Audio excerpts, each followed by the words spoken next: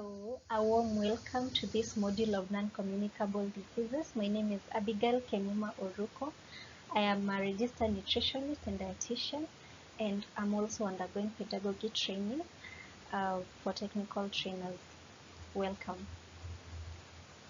So today we're going to look at non-communicable diseases, and under that we're going to look at chronic respiratory diseases. These are diseases that affect the lungs and airways. When you talk about airways, think about the trachea, think about bronchus, and talk about nostrils.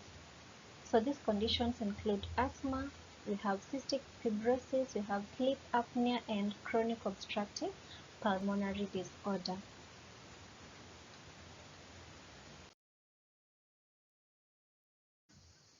What is asthma?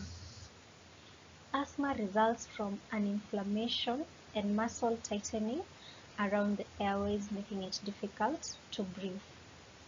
That is why when people have an asthma attack, you will hear them wheezing, they'll cough, they'll have shortness of breath, and then they'll feel some tightness in the chest, and those are the basic symptoms of an asthma attack, or basically asthma. What triggers asthma? Asthma is triggered by cold weather. It's also triggered by dust. It's triggered by smoke, fumes, pollen, fur, feather, strong soaps, and perfume.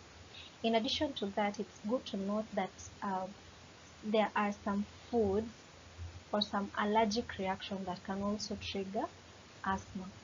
Think about that, and we shall discuss later what those foods are.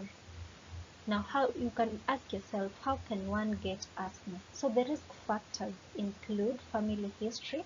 If there's anyone in the family that has a history of asthma, then it's more likely that if you're a member of that family, you're also going to suffer from asthma. There are other allergic conditions, as I've said before.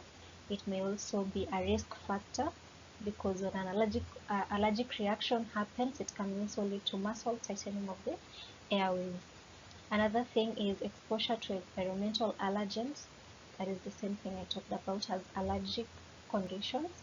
Then events in early life, such as low birth weight, prematurity, viral respiratory infections, and exposure to tobacco.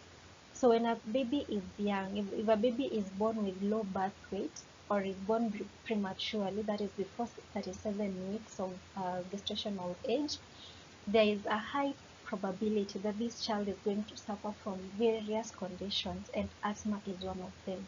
So it is good that when mothers are pregnant or they're expectant, they're supposed to take food from different sources and make sure that their food is balanced, it is adequate, it is safe, so that they can bring up a child, they can give birth to a child who has normal birth weight and can also go to term gestation.